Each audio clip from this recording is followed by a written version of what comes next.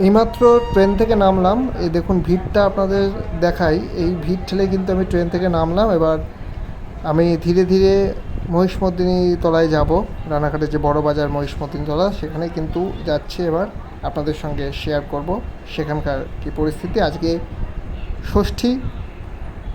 চলুন শুরু করা যাক তাহলে। দুর্গাপুজো ছাড়াও দুর্গাপুজোর আমেজ শুধুমাত্র এই বাংলাতেই পাওয়া যায়। মায়ের আগমন বিভিন্ন সময়ে বিভিন্ন রূপে হয়ে থাকে। ঐতিহ্যে সমৃদ্ধ নদিয়া জেলা, আর নদিয়া জেলার একটি অন্যতম গুরুত্বপূর্ণ স্থান হলো রানাঘাট।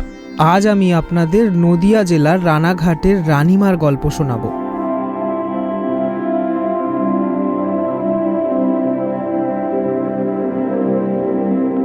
প্রায় 350 বছর ধরে রানাঘাটের বড়বাজার এলাকাতে মহিষমর্দিনী পুজো হয়ে আসছে। একটা সময়ে রানাঘাটের এই বড়বাজার অঞ্চলে জমিদারেরা ব্যবসা করত। শোনা যায় তখন থেকেই এই পুজোর প্রচলন শুরু হয়, অর্থাৎ বলা যেতে পারে এই পুজোটি জমিদারদের পুজো। এই পুজোতে আমি এমন কিছু জিনিস দেখলাম যা আগে কখনো দেখিনি। হিন্দু ধর্মের বিবাহের কথা তো আমরা সকলেই জানি। এখানে দেবদেবীর বিয়ে আমি স্বচক্ষে দেখলাম। নবমী তিথিতে মহাদেবের সাথে মা মহিষমর্দিনীর বিয়ে এখানে সম্পন্ন হয়। দুর্গাপুজোর মতোই ষষ্ঠী, সপ্তমী, অষ্টমী, নবমী, দশমী এখানে হয়ে থাকে। তবে মূল আকর্ষণ থাকে নবমীতে মহাদেব এবং মা মহিষমর্দিনীর বিয়ে। দশমীতে মাকে বরণ করা এবং সিঁদুর খেলাকে কেন্দ্র করে অনেক মানুষের আগমন ঘটে। সমগ্র রানাঘাটবাসীর কাছে এটি যেন দুর্গাপুজো। পরবর্তীতে রানাঘাটের পালচৌধুরী জমিদার বাড়ির সদস্যরা এই পুজো চালিয়ে গিয়েছেন। এক সময় রানাঘাটের এই অংশে নদীপথে বাণিজ্য হতো। বহুদূর থেকে এই বড় বাজারে আসতেন ব্যবসায়ীরা। কিন্তু কোনো অজানা কারণে মাঝে পুজো বন্ধ হয়ে যায়। প্রতিমার কাঠামোটি নদীতে ভাসিয়ে দেওয়া হয়েছিল। সেই কাঠামো ভাসতে ভাসতে কালনায় ওঠে, আর তারপর কালনাতেও এই পুজো শুরু হয়। এখন কালনা এবং রানাঘাট এই দুটি এলাকাতেই মহিষমর্দিনী পুজোর প্রচলন রয়েছে।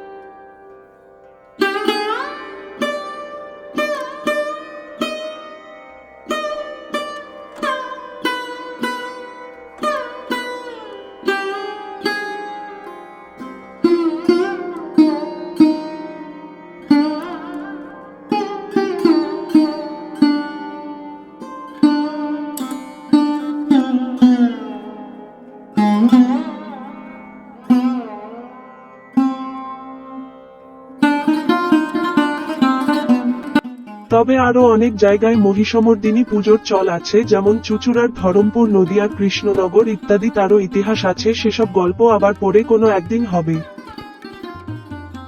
ভালো থাকবেন, সুস্থ থাকবেন, শুভেচ্ছা নেবেন, এবং রানাঘাট থেকে যারা যারা দেখছেন অবশ্যই কমেন্ট করে জানাবেন। চলুন আজকের মতো বিদায় নিচ্ছি, দেখা হচ্ছে খুব তাড়াতাড়ি নতুন কোনো গল্প নিয়ে। Good bye.